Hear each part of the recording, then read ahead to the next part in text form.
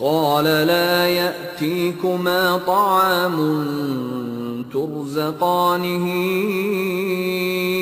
إلا نبأتكما بتأويله قبل أن يأتيكما ذلكما مما علمني ربي إني تركت ملة قوم لا يؤمنون بالله وهم بالآخرة هم كافرون। यूसुफ ने कहा, यहाँ जो खाना तुम्हें मिला करता है उसके आने से पहले मैं तुम्हें इन ख्वाबों की ताबीर बता दूंगा।